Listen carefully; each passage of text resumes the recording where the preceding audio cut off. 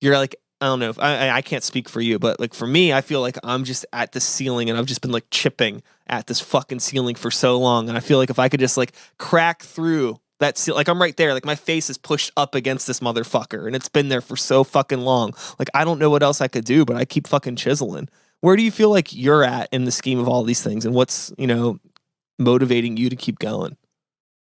Uh, I mean, there's other aspects that I've had that make me keep chiseling at that ceiling per se, but a lot of it had to do with the fact that KRS-One, like we got that opportunity. He gave us props that our music was good. Just like he's like one of the godfathers of actual hip hop, like the people that actually came up and created it, and they said that what you're doing is amazing. That makes me push, even when I'm not really feeling like it's the best, you know. Yeah. Um, because I got those props, that makes me know that like I'm definitely good enough. Plus, like performing for like sold out venues and like thousand plus people, it's a feeling of euphoria that you definitely chase. It's weird. It, but besides those, just like childhood dreams, childhood moments, wanting to actually like perform for people.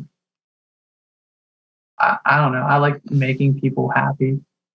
I like making people feel something, Yeah. Yeah. that they're like we were just talking about, like people are mindlessly swiping and looking at their phones nowadays. Um, Back in the day,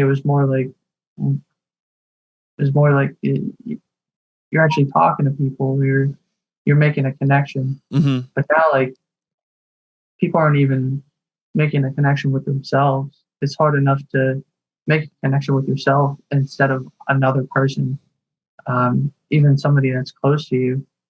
You those laws, you sit there on your phone to avoid those laws, Yeah. and It's, so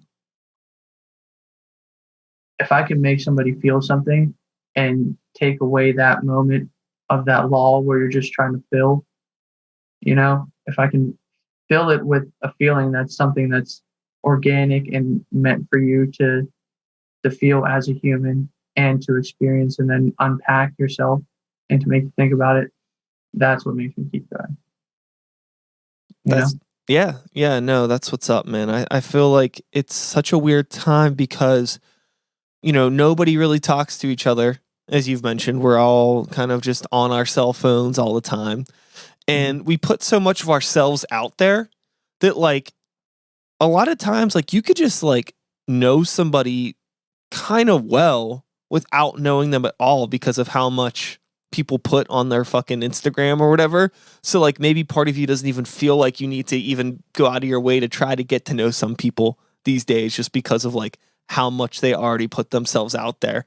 It's a weird thing. I don't know. I don't know how or if that's something that should be like fixed or changed. It's just kind of something that crossed my mind right now that I never really thought about before.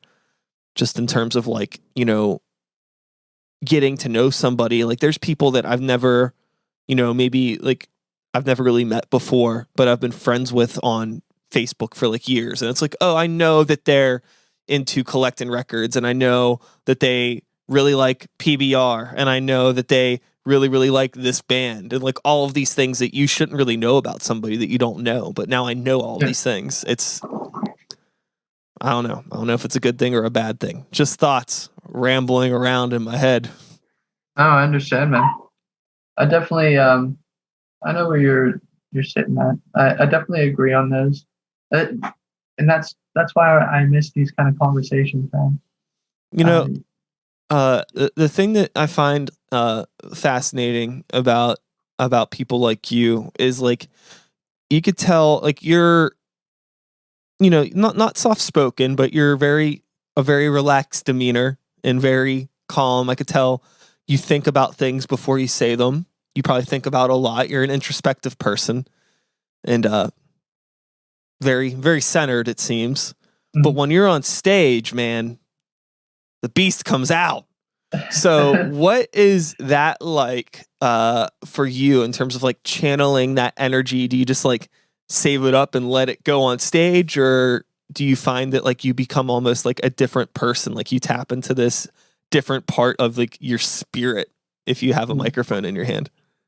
I definitely think part of it's adrenaline, because there's been times where I definitely didn't even want to be there on stage performing at all, because I didn't feel my best, or didn't think like the content was the best, or like didn't like the set list play, you know.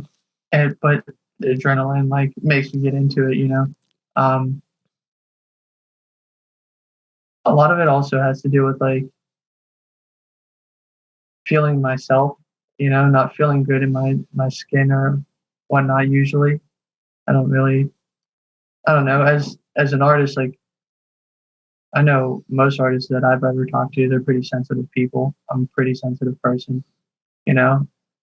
We all like are we want to make the best content that we can, but sometimes it's just not, you know, as we discussed Yeah. this whole podcast.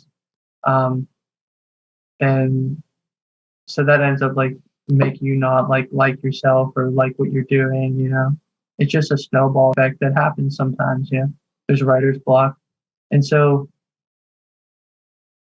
when you're dealing with all that, you really don't have like the energy to do stuff. But I don't know, like I said again, the adrenaline comes out. But also that stuff like affects how you write, and kind of affects like, well, how do I want to actually portray all these feelings and emotions and pull them out. But most of the time, I usually don't know. And what happens is it it just kind of seeps out, because I don't really know how to tap it yet. And that's the honest truth. I really don't.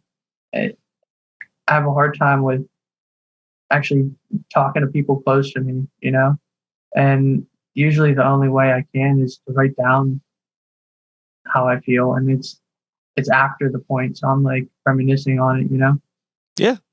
Yeah, it's something that I still want to learn how to tap into, but I've also had a lot of practice performing. You know, I've seen one time I got to open up for the Chainsmokers, right? And I was also an MC, so I had to. So that like pressure, like I never was an MC before. So that pressure of doing that and then also opening up for them, um, kind of like molded me into like getting the skills and refining them on how to like talk to crowds and what they react to. Because when you're going to a show, what you're going there for a show. You're not going to go there for somebody to like just sit there and talk to you like you're on your couch, man. There are shows like that, I guess, and like the one man shows, and they're talking about, oh, my life. Yeah. And it's just like real silence. I'm like, there's time and a place, but they want theatrics.